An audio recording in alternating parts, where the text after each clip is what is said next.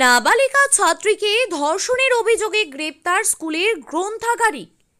নাবালিকা ছাত্রীকে ধর্ষণের অভিযোগে একটি স্কুলের গ্রন্থাগারিককে গ্রেপ্তার করল পুলিশ।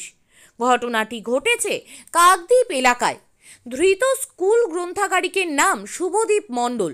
পুলিশ ও স্থানীয় সূত্রে জানা গিয়েছে, আগস্ট মাসে স্কুলের গ্রন্থাগারে ওই ছাত্রীকে ডেকে নিয়ে গিয়ে শুভদীপ ধর্ষণ করে বলে অভিযোগ।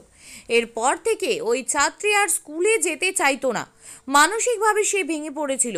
শেষ পর্যন্ত ওই ছাত্রীকে পরিবারের লোকজন চিকিৎসকের কাছে নিয়ে যান।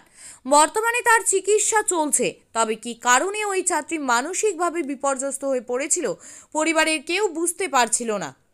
সম্প্রতি বার্ষিক পরীক্ষা শুরু হলে ওই ছাত্রীকে পরিবারের লোকজন স্কুলে যাওয়ার কথা বলেন, কিন্তু ওই ছাত্রী স্কুলে যেতে রাজি হয়নি।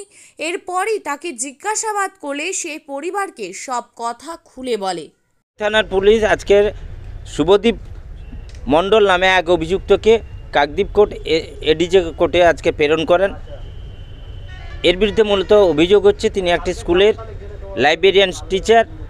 তিনি গত ইংরেজি 9/8/2024 তারিখে ওই স্কুলেরই একটি অষ্টম শ্রেণীর ছাত্রীকে এক্সপেরিমেন্ট দেখাবার নাম করে সে যখন বাথরুমে গিয়েছিল সেখান থেকে ডেকে নিয়ে গিয়ে একটি ক্লাসরুমে, ফাঁকা ক্লাসরুমে তাকে জোরপূর্বক তার মুখে হাত চাপা দিয়ে এবং হাত পেছন দিক দিয়ে ধরে সিট বেঞ্চের উপর শুইয়ে দিয়ে তাকে রেপ করে এবং রেপ করার পরে তাকে হুমকি দেয় যে আমি সমস্ত কিছু রেকর্ডিং রেখেছি, তুই যদি কাউকে বলিস আর স্কুলে আসবি না, আর কাউকে বললে তোর এটাকে ভিডিও ভাইরাল করে দেবো, তোর সুসাইড করা ছাড়া কোনো পথ থাকবে না।